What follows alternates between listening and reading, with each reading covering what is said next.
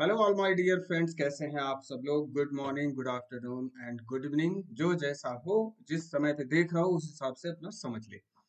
दोस्तों, जैसा कि बहुत तीन चार लोगों ने बहुत ज्यादा रिक्वेस्ट किया था कि जो जीएसटी में असेसमेंट अंडर बैरियर सेक्शन है, यानी कि जितने असेसमेंट जिस तरीके के जीएसटी में होते हैं उस पे जरा एक वीडियो रिकॉर्ड कर दीजिए ताकि वो प्रॉपर तरीके से हमको समझ में आ जाए। तो उसी को कंसीडर करते हुए आज मैं इस वीडियो को रिकॉर्ड कर रहा हूँ और मैंने पूरा बेस्ट एफर्ट अपना देने की कोशिश की है कंटेंट को क्रिएट करने के लिए और एक्सप्लेनेशन के लिए। ठीक है।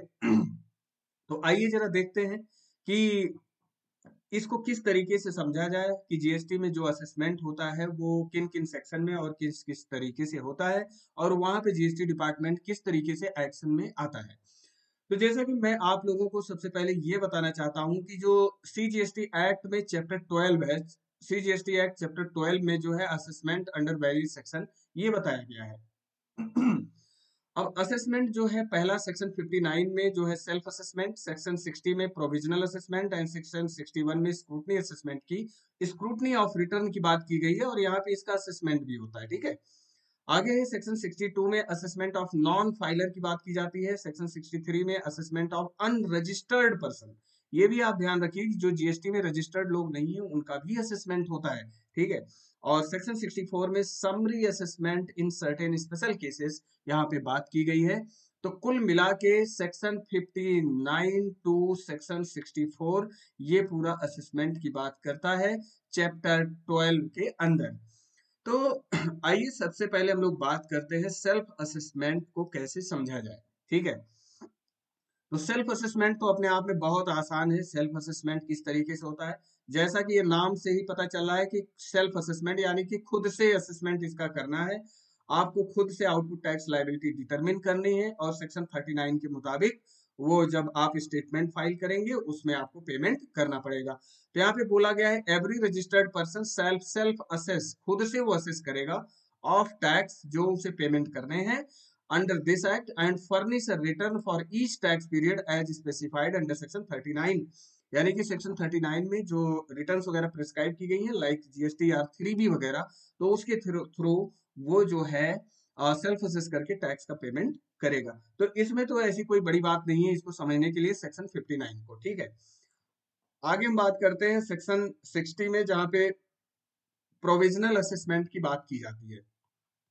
अब यहाँ पे देखिए जीएसटी एक्ट में जो है कुछ इस तरीके की धाराएं, इस तरीके के सेक्शन इन्वॉल्व किए गए हैं जहां पे टैक्स पेयर्स को सहूलियत दी गई है। ठीक है। वहां पे टैक्स पेयर और डिपार्टमेंट के बीच में एक प्रॉपर कोऑर्डिनेशन स्टेब्लिश कराने की कोशिश किया गया है कि भाई किसी भी तरीके का टैक्स इवेजन ना हो और किसी भी तरीके से जो है टैक्स पेयर का हरेसमेंट ना हो और वो सोफिस्टिकेट यानी कि अच्छे तरीके से अपने बिजनेस को ऑपरेट करे और जो उस पे टैक्स रिलेवेंट टैक्स बनता है उसका वो पेमेंट करे। तो तो सीबीआईसी ने जो है कुछ इस तरीके से या जीएसटी काउंसिल ने कुछ इस तरीके से जो है इस कानून को, इस नियम को डिजाइन किया है ताकि कोऑर्डिनेशन बना रहे किसके बीच में, डिपार्टमेंट और टैक्स पेयर के बीच में प्रॉपर कोऑर्डिनेशन बना रहे। तो आइए जरा देखते हैं जो प्रोविजनल असेसमेंट है उसको किस तरीके से समझते हैं। पहले यहाँ पे बोला गया, जैसा प्रोविजनल असेसमेंट की बात की गई है, प्रोविजनल का मतलब है कि जो फाइनल ना हो। ठीक है। जो अभी फाइनल नहीं है। ठीक है। तो पहला यह कह रहे हैं subject to the provision of subsection 2 where taxable person is unable, यानी कि जब टैक्सेबल पर्सन अनेबल होता है डिटरमिन करने में, क्या डिटरमिन करने में, वैल्यू ऑफ गुड्स और सर्विस को डिटरमिन नहीं कर पाता वो, यानी कि गुड्स की वैल्यू और सर्विसेज की वैल्यू को वो सर्टेन नहीं कर पाता, डिटरमिन नहीं कर पाता, या वो टैक्स रेट को डिटरमिन नहीं कर पाता कि उस पर्टिकुलर सप्लाई के ऊपर टैक्स रेट कितना लगेगा। तो यहाँ पे दो बातें निकल के आती है, एक तो वैल्यू को वो डिटरमिन करने में फेल हो जाता है और दूसरा टैक्स रेट डिटरमिन करने में फेल हो जाता है। तो ऐसे केस में वो प्रॉपर ऑफिसर को राइटिंग में बताता है इस चीज को कि भाई हमको टैक्स पेमेंट करने के लिए प्रोविजनली पावर दिया जाए, मतलब हमें अलाउ किया जाए प्रोविजनल टैक्स जमा करने के लिए। ठीक है। प्रोविजनल बेसिस पे। ठीक। And the proper officer shall pass an order, तब ऐसे केस में जब वो एक राइटिंग में एप्लीकेशन करेगा प्रॉपर ऑफिसर को, तो ऑफिसर एक ऑर्डर पास करेगा within a period not later later than 90 days, यानी कि 90 दिन के अंदर वो एक ऑर्डर इशू करेगा from the date of receipt of such request, जिस दिन आपने एप्लीकेशन किया है, तब वो ऐसे केस में अलाउ कर देगा आपको पेमेंट ऑफ टैक्स, यानी कि टैक्स पेमेंट करने के अलाउ करेगा प्रोविजनल बेसिस पे कि भाई at such rate on such value as may be specified. तब वहां पे क्या करेगा, ऑर्डर में जो है ऑफिसर खुद ही एक वैल्यू डिटरमिन करेगा, ठीक है, एंड एक रेट डिटरमिन करेगा और कहेगा इस वैल्यू पे इस रेट को अप्लाई करके आप टैक्स जमा कर दो, ठीक है, प्रोविजनल बेसिस पे, यानी कि ये एक तरीके से ये अंदाजे पे टैक्स जमा हो रहा है, ठीक है। आगे बात करते हैं। आगे ये बोला गया है कि आगे कह रहे the payment of tax on provisional basis may be allowed if taxable person executes a bond. तो ऐसे केस में क्या होगा कि ऑफिसर ये भी तो कहेगा कि भाई अभी तुम्हारा फाइनल असेसमेंट तो हुआ नहीं, फाइनल टैक्स डिटरमिन हुआ नहीं, आपको कितना टैक्स जमा करना है ये तो पता नहीं, ये तो अंदाजे के बेस पर हम टैक्स जमा करवा रहे हैं, कहीं ऐसा ना हो कि इसको पेमेंट करके और ट्रांजेक्शन करके आप भाग जाओ। तो ऐसे केस में वो क्या करते हैं कि वो आपसे बॉन्ड जो है फर्निश करवाते हैं प्रेस्क्राइब्ड मैनर में, ठीक है, एंड विथ सच श्योरिटी और सिक्योरिटी, या जो भी ऑफिसर डिसाइड करेगा बॉन्ड के लिए श्योरिटी या सिक्योरिटी डिपॉजिट वगैरह कुछ एफडी वगैरह हो सकता है वो ले, तो इस तरीके से वो काम करेगा। आगे कहेगा कि प्रॉपर ऑफिसर में डीम फिट, जैसा उसको अच्छा लगेगा प्रॉपर ऑफिसर को उस तरीके से आपसे बॉन्ड वगैरह वो लेगा।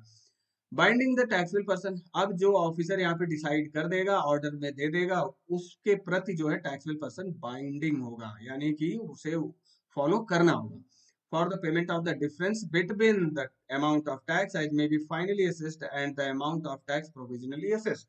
तो यहाँ पे बोला जा रहा है कुल मिला के कि ऑफिसर जो है ऑर्डर पास करेगा और वहां पे वैल्यू रेट डिटरमिन करके आपसे टैक्स जमा करवा देगा और उसके अगेंस्ट में आपसे कुछ बॉन्ड ले लेगा वो कि भैया कहीं भाग न जाना, बॉन्ड दे के जाओ आप कि जब फाइनल असेसमेंट हो तो इस बात से हम श्योर कर सकें कि आप टैक्स जमा कर दोगे, ठीक है, टैक्स डिपॉजिट कर दोगे। तो इस बात के लिए वो श्योरिटी बॉन्ड आपसे लेते हैं। आगे बोला गया है कि the proper officer shell with in a period not exceeding 6 month. अब देखिए पहला ऑर्डर उसने 90 डेज में पास किया जिसमें आपने प्रोविजनल टैक्स का टैक्स जमा किया, उसके बाद अगला वो फाइनल ऑर्डर पास करेगा जो कि not exceeding 6 month from the date of communication of the order issued under subsection 1। यानी कि जब आपका 90 डेज वाला ऑर्डर पास हुआ था प्रोविजनली टैक्स जमा करने के, उसके 6 महीने के अंदर वो जो है क्या करेगा, pass the final assessment order, final assessment order pass करेगा after taking into account such information as may be required for finalization the assessment. तो ऐसे केस में अब जो है वो फाइनल असेसमेंट ऑर्डर पास करेगा और वहां पे जो रियल टैक्स है और जो रियल वैल्यू है आपकी सप्लाई का, वो जो है यहाँ पे डिटरमिन करेगा, ठीक है। अब ये बात मुझे लगता है कोई शक वाली बात नहीं है, तो बात समझ में आ गई होगी। आगे प्रोवाइडेड की बात की जा रही है, कुछ यहाँ पे प्रोवाइजो ऐड किया गया है, कंडीशंस कुछ इम्पोज की गई है। provided that the period specified in this subsection may on sufficient cause being shown and for reason to be recorded in writing be extended by the joint commissioner or additional commissioner for a further period not exceeding 6 months। अब देखो जो final order pass होगा, final assessment order, ठीक है, final assessment order जो पास होगा उसके लिए बोला गया है 6 मंथ, ठीक है।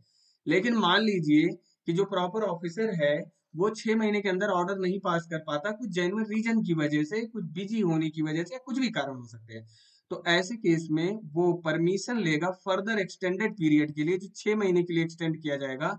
और इसका जो परमिशन देगा वो कौन देगा, ज्वाइंट कमिश्नर और additional commissioner for a period not exceeding 6 month. यानी कि जेसी या एसी, इसका जो है एसी का मतलब असिस्टेंट कमिश्नर नहीं, एडिशनल कमिश्नर की बात यहाँ पे की जा रही है, वो आपको इंपावर करेंगे, यानी कि प्रॉपर ऑफिसर को इंपावर करेंगे, भाई जा 6 महीने का टाइम तुझे और दिया ऑर्डर पास करने के लिए, ठीक है। ठीक है, और ये जो एक्सटेंडेड पीरियड होगा नॉट एक्सीडिंग 4 ईयर, 4 साल से ज्यादा नहीं हो सकता, ठीक है। ओके, आगे बात करते हैं।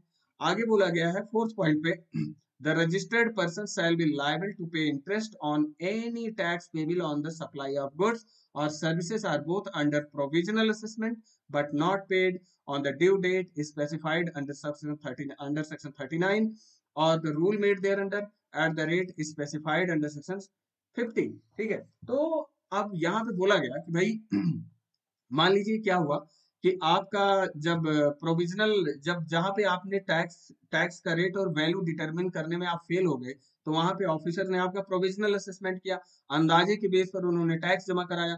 तो अंदाजे के बेस पर मान लो उन्होंने कहा 100 रुपए टैक्स तुम जमा कर दो, ये टैक्स निकल के आया 100 रुपीज, ठीक है। ये तो है प्रोविजनल असेसमेंट जब हुआ तब। लेकिन जब फाइनल असेसमेंट हुआ तो उसमें 120 रुपए टैक्स निकल के आए, ठीक है। तो डिफरेंस कितना निकल के आया? डिफरेंस निकल के आया 20 रुपीज का। तो अब यहाँ पे इस 20 रुपए को आपको जमा करना पड़ेगा। जब आप जीएसटी के रिटर्न किसी टैक्स पीरियड का फाइल करेंगे तो उसमें आपको ये जो है 20 रुपीज का डिफरेंस आपको डिपॉजिट करना पड़ेगा। और सेक्शन 50 के मुताबिक जो इंटरेस्ट आप पे अप्लाई होता है, वो इंटरेस्ट का भी पेमेंट इस 20 रुपए पर डिपॉजिट करना होगा। और ये इंटरेस्ट का जो अमाउंट है ये कैसे डिटरमिन किया जाएगा? From the first day after the due date of payment of tax in respect of the set supply of the goods और सर्विसेज और both till the date of actual payment, ठीक है। तो यहाँ पे बोला गया, मान लीजिए जैसे जनवरी में आपका हुआ था कौन सा असेसमेंट, प्रोविजनल असेसमेंट हुआ, और जाके नवंबर में आपका जो है फाइनल असेसमेंट हुआ। अब जो 20 रुपए का डिफरेंस निकल के आएगा वो नवंबर में निकल के आएगा। तो जो इंटरेस्ट का पीरियड होगा जनवरी से लेके, यानी कि जनवरी में मान लीजिए 20 जनवरी को आपका हुआ था, आपने पेमेंट किया था प्रोविजनली, ठीक है।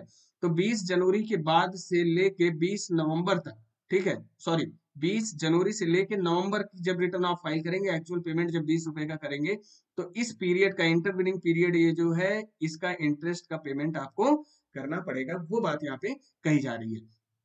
आगे कह रहे हैं कि where the registered person is entitled to a refund consequent to the order of final assessment under subsection 3 subject to the provision of section 50 subsection 8 of section 54, interest shall be paid on such refund as may be such refund as provided under section 56। तो यहाँ पे बोला गया है कि जैसे final assessment order जब पास होगा, तो बात को समझिए, जब फाइनल असेसमेंट ऑर्डर पास होगा, एक मिनट, तो जब फाइनल असेसमेंट ऑर्डर पास होगा, बात को समझिए, यहाँ पे वो क्या कहना चाह रहे हैं कि मान लीजिए जब प्रोविजनल असेसमेंट हुआ, ठीक है, प्रोविजनल असेसमेंट जब हुआ तो टैक्स आपको डिपॉजिट करना पड़ा 100 रुपीज, ठीक है, टैक्स 100 रुपीज जमा करना पड़ा। लेकिन जब फाइनल असेसमेंट यहाँ पे हुआ, फाइनल असेसमेंट ऑर्डर पास हुआ, तो टैक्स निकल के आया 20 रुपीज, ठीक। तो यहाँ पे तो जो 20 रुपीज का डिफरेंस है, ये आपको क्या करना पड़ेगा? डिपॉजिट करना पड़ेगा, डिपॉजिट करना पड़ेगा प्लस इंटरेस्ट के साथ, ठीक है। ये बात हो गई। अब यहाँ पे रिवर्स सिचुएशन भी तो बन सकती है कि मान लीजिए प्रोविजनल, अब यहीं पे हम बता देते हैं, प्रोविजनल असेसमेंट जब हुआ तो आपसे टैक्स जमा करवाया गया 100 रुपए, लेकिन जब फाइनल असेसमेंट हुआ तो टैक्स निकल के आया 80 रुपए। तो यहाँ पे 20 रुपए आप एक्सेस जमा कर चुके हो, तो यहाँ पे सिचुएशन आ जाएगी रिफंड की, ठीक है। तो रिफंड की जब सिचुएशन आ जाएगी तो रिफंड जो है सेक्शन 54 के मुताबिक, सेक्शन 54 के मुताबिक आपको किया जाएगा, प्लस सेक्शन 56 में जो इंटरेस्ट बताया गया है 6% का, वो 6% का इंटरेस्ट भी आपको पेमेंट किया जाएगा। तो ये दोनों बातें यहाँ पे निकल के आती हैं। कहने का मतलब ये है कि आपको अगर शॉर्ट पेमेंट है तो सेक्शन 50 यहाँ पे अप्लाई हो जाएगा, यहाँ पे सेक्शन 39 और 50 यहाँ पे अप्लाई होगा, ठीक है। और अगर मान लो रिफंड निकल के आता है तो सेक्शन 39 तो अप्लाई होगा ही होगा कि आपको, सॉरी, यहाँ पे आपको पेमेंट नहीं करना है सेक्शन 39 में, आपको सेक्शन 54 एंड 56 के मुताबिक जो है आपको रिफंड यहाँ पे ग्रांट किया जाएगा। मेरे विचार से ये बात इतनी क्लियर होगी, ठीक है। आगे आइए बात करते हैं और जानने की कोशिश करते हैं आगे क्या कहानी है। तो कुल मिला जुला के ये बात हो गई, प्रोविजनल असेसमेंट इस तरीके से होता है। तो प्रोविजनल असेसमेंट को अगर हम एक नजर में समझने की कोशिश करें तो कैसे समझेंगे? देखिए, प्रोविजनल असेसमेंट को एक नजर में अगर समझते हैं तो ऐसे केस में देखो, टैक्स पेयर फेल हो जाता है डिटरमिन करने में, क्या चीजें? वैल्यू और टैक्स का रेट, टैक्स रेट, ठीक है, ये फेल हो जाता है। जब ये फेल हो जाता है ये डिटरमिन करने में, तब क्या करता है? वो एक एप्लीकेशन देता है प्रॉपर ऑफिसर को, एप्लीकेशन प्रोवाइड फर्निश करता है। एप्लीकेशन जब मिल जाता है तो प्रॉपर ऑफिसर क्या करता है? प्रॉपर ऑफिसर एक ऑर्डर पास करता है, ऑर्डर पास करता है 90 डेज के अंदर, ठीक है, कि भाई जा, तुझे मैं बोलता हूँ, आदेश देता हूँ कि तू अपना प्रोविजनल टैक्स जमा कर दे। 90 दिन के अंदर वो ऑर्डर देगा। अब क्या होगा?